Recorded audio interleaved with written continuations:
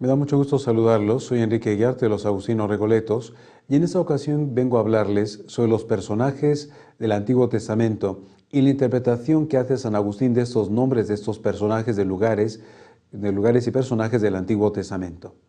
Para San Agustín, todo en la Sagrada Escritura tiene un sentido. No hay nada que sea colocado dentro de la Biblia que no pueda tener una interpretación. San Agustín se da cuenta que dentro del Antiguo Testamento particularmente existen una serie de nombres de personajes y de lugares. Y también San Agustín se da cuenta que estos personajes y lugares deben tener un significado. Él lo que hace es ponerse a investigar cuál es el significado de estos nombres, tanto de lugares como de personajes, y hacer de ellos una interpretación espiritual. Particularmente San Agustín lleva a cabo esa labor exegética en su comentario a los Salmos. Las narraciones sin salmos son para San Agustín el mejor escenario para llevar a cabo esta interpretación.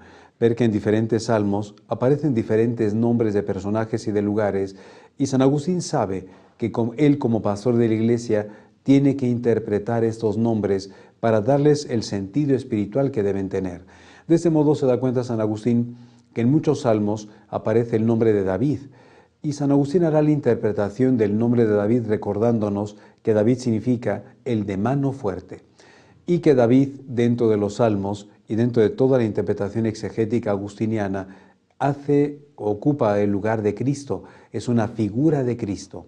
Las diferentes acciones que se nos narran dentro del libro de los Salmos y las acciones que se nos narran también, algunas de ellas en la Biblia sobre David, son una figura de estos misterios de Cristo y de la Iglesia.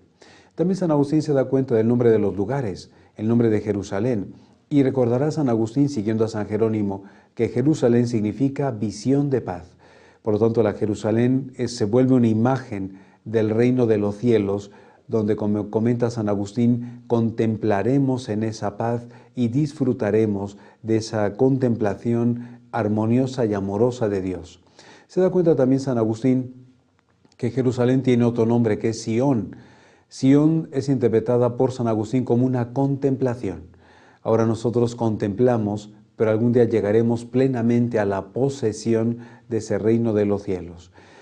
San Agustín también se da cuenta que aparecen dentro de los salmos los nombres de diferentes reyes, el nombre del rey de Og, que era rey de Basán, y San Agustín hace toda una interpretación de este rey como aquel que es una figura de Satanás, aquel que se opone al pueblo de Dios, que intenta impedir el camino del pueblo de Dios hacia la Jerusalén del cielo, como este rey se oponía pues también al pueblo elegido. Por lo tanto, pues para San Agustín, dentro de los salmos y dentro de toda la Sagrada Escritura, particularmente el Antiguo Testamento, los nombres de personajes y de lugares son sumamente significativos. Algunas personas han llegado a decir que San Agustín se inventaba el significado de estos nombres solamente para entretener retóricamente a su pueblo.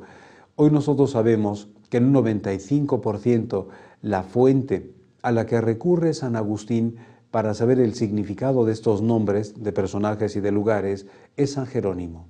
San Jerónimo es la fuente a la cual recurre San Agustín para saber qué significan esos nombres hebreos y finalmente cómo podemos integrarlos en todo un pensamiento espiritual, como misterios de Cristo, como los misterios de la Iglesia, como los misterios propios de los sacramentos que están presentes también en el Antiguo Testamento.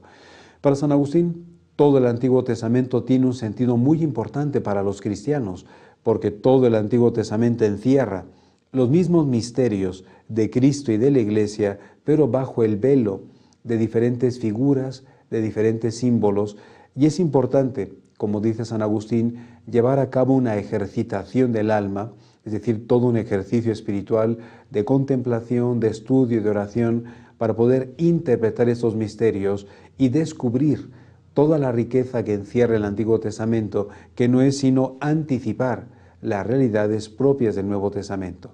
Por eso pues San Agustín nos invitaría a no tener miedo a leer el Antiguo Testamento a la luz de estos misterios que están encerrados en él, descubrir toda la riqueza que encierra y ver cómo Cristo y sus misterios están ya presentes en los personajes, en los lugares y en los diferentes acontecimientos de todo el Antiguo Testamento. Soy Enrique Guerra de los Agustinos Recoletos y me ha dado mucho gusto estar con ustedes.